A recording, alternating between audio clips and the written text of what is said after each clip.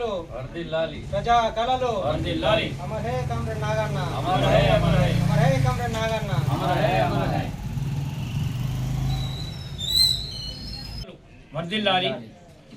కళలు కళ కోసం కాదు ప్రజల కోసం అనే నినాదంతో 1976లో అరుణోదయను స్థాపించిన వ్యవస్థాపకులు కానూరి గారు, మన నాగన్న గారు, వీరందరూ కూడా కూడి అరుణోదయను రాష్ట్ర తెలంగాణలో మొత్తం వాళ్ళు స్థాపించారు.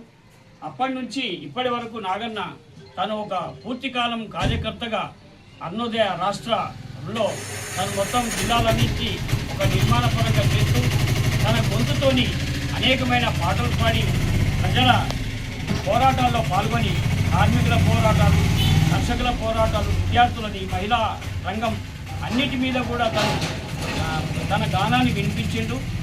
అకాల మరణంతో తను ఈ మధ్య తను చనిపోవడం వల్ల ఈ మన తీరని లోటు జరిగింది. కాబట్టి ఈ మన 25 నాడు జరిగే మన సుందరయ్య విజ్ఞాన్ భవన్లో మా ఈ సభకు అందరు రావాలని కోరుతూ కళాకారులు, కవులు, మేధావులందరూ కదలాలని కోరుతున్నాం. పాటమ్మా నీ పాదాలకు వందనం, అందుకో మా అరుణోదయ వందనం. జానపదుల నోట ఉట్టి జాతికి అంకితమయ్యి పాటవయ్యి ప్రతినిత్యం పల్లవించే తల్లివమ్మ.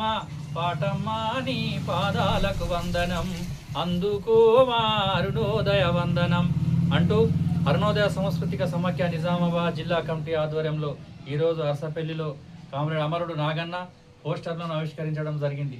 కామ్రేడ్ నాగన్న దాదాపు 50 సంవత్సరాలుగా ప్రజా ఉద్యమాల్లో పనిచేస్తూ అనేక ఆటలు పాటల ద్వారా ప్రజా సమస్యల మీద, అధిక ధరల మీద, సారా ఉద్యమం మీద, తెలంగాణ ఉద్యమంలో అనేక ఉద్యమాలలో భూ పోరాటాల మీద అనేక పాటలు పాడి తన జీవితాన్ని మొత్తం ఒక ప్రజా కళలకి అంకితం చేసినటువంటి వ్యక్తి. ఆ కామ్రేడ్ ఈ నెల 3న ఖమ్మం జిల్లాలో అమరుడైపోయిండు. ఆ నాగన్నని స్మరించుకుంటూ ఈ నెల 25న హైదరాబాద్ సుందరయ్య విజ్ఞాన కేంద్రంలో పెద్ద ఎత్తున తన స్మారక సభను పెట్టడం జరిగింది.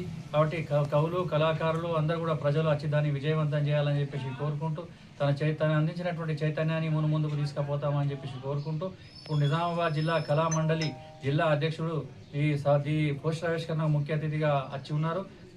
లింగమన్నను మాట్లాడవలసిందిగా కోరుతున్నాం.